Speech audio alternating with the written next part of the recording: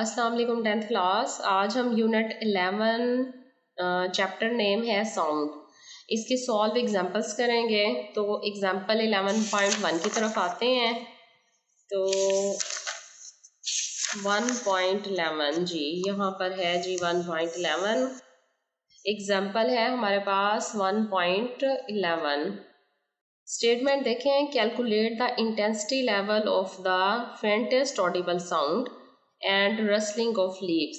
Intensity level हम लोगों ने फाइंड करना है, दो चीज़ों का फाइंड करना है। किन दो साउंड का फाइंड करना है? फेंटेस्ट ऑडिबल साउंड का करना है। मध्यम तरीन आवाज़ जो होती है उसे क्या कहते हैं? Faintest audible sound. और ए पे ये है, बी पे क्या है? Rustling of leaves. जब पत्ते सूख जाते हैं तो उनके ऊपर चलें तो जो आवाज़ आती है ना पत्तों की, वो क्या कहलाती है? Rustling of leaves. उनका इंटेंसिटी लेवल फाइंड करना है। तो डाटा हमारे पास कुछ नहीं दिया हुआ यहाँ पर, लेकिन हमें ऑडिबल फ्रीक्वेंसी का जो फेंटेस्ट ऑडिबल फ्रीक्वेंसी है उसका डेसिबल लेवल पता है। कितना होता है? वो होता है 10⁻⁻12 वाट पर मीटर स्क्वायर। अब देखिए, intensity level of faintest audible sound can be calculated by substituting I is equal to I nought, क्योंकि ऑडिबल फेंटेस्ट ऑडिबल साउंड को एज अ रेफरेंस इंटेंसिटी लिया जाता है, लिहाजा ये सबसे मध्यम तरीन आवाज़ है, लिहाजा आई और आई नोट क्या होगा? हमारे पास इक्वल होगा। तो दोनों की वैल्यू क्या है? 10⁻⁻12 है। अब हम इक्वेशन की तरफ आते हैं। Intensity level of faintest audible sound formula है 10 log I over I not. यहाँ डायरेक्ट वैल्यूज पुट की हुई हैं। क्या फार्मूला है? आई ओवर आई नॉट। अब देखें, आई और आई नॉट दोनों की वैल्यू सेम है। क्या है? 10⁻⁻12 10⁻⁻12 दोनों कट के क्या हो जाएंगे? ख़त्म हो जाएंगे एक दूसरे के साथ, आंसर 1 आ जाएगा। लिहाजा जब हम log 10 log 1 की वैल्यू लेंगे तो आंसर हमारे पास क्या आ जाएगा? 0 डेसिबल, क्योंकि दोनों वैल्यू सेम है, दोनों ख़त्म हो जाएंगी। तो ये तो आ गया intensity level of faintest audible sound. अब second intensity level find out करते हैं जी। बी पे क्या करना था? As the intensity of a rustle of leaves is I. अगर हमारे पास रसल ऑफ लीव्स की इंटेंसिटी आई दी हुई है 10⁻⁻11 वाट पर मीटर स्क्वायर, और फेंटेस्ट की कितनी होती है? 10⁻⁻12 होती है। तो फार्मूला फाइंड करें। लिखें 10 log I over I naught. I हमारे पास 10⁻11 है और आई नॉट की वैल्यू कितनी है? 10⁻12। अब देखें 10⁻12 ऊपर आएगा तो क्या हो जाएगा? प्लस हो जाएगा।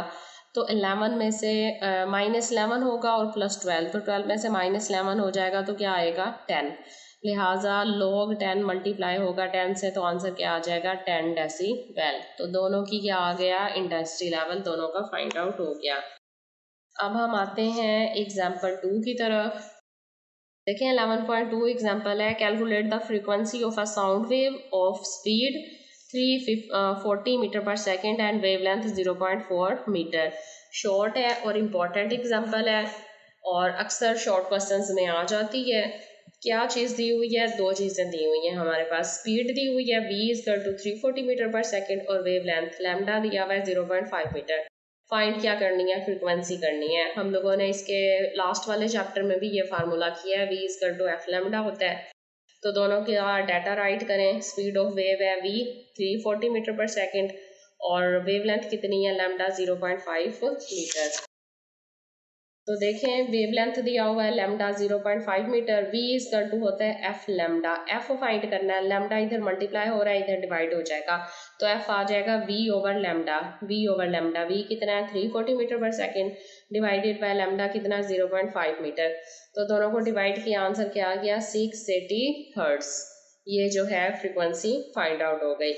अब एक और लास्ट इसका एग्जाम्पल है 11 यूनिट की 11.3। देखें 11.3 बहुत इजी और लास्ट है।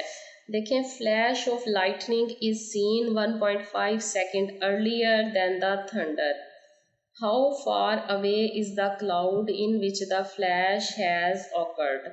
जबकि स्पीड ऑफ साउंड दी हुई है 332 मीटर पर सेकेंड। पहले तो न्यूमेरिकल को समझे। देखें, थ्योरी आप लोगों ने पढ़ी हुई है, जब भी आसमान पर बिजली चमकती है, गरजते हैं बादल, तो हमें लाइट पहले दिखाई देती है और आवाज़ जो है वो बाद में सुनाई देती है।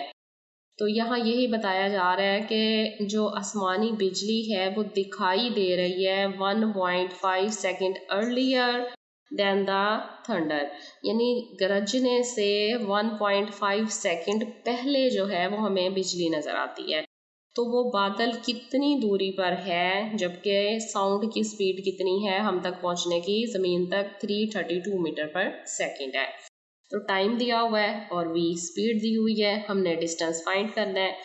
तो डाटा देखें, टाइम 1.5 सेकेंड है, स्पीड कितनी है साउंड की 332 मीटर पर सेकेंड है, डिस्टेंस कवर्ड s फाइंड करना है, s is equal to V T या d is equal to V T formula है, वैल्यूज पुट करें, v और t मल्टीप्लाई हो जाएगा 1.5 मल्टीप्लाई 332, तो आंसर आ जाएगा 498 मीटर, यानी ज़मीन से बादल कितनी दूरी पर वाक़या है, 498 मीटर की दूरी पर वाक़या है। बहुत ही सिंपल थे इसकी एग्जांपल्स भी, और 3 ही एग्जांपल थी जस्ट।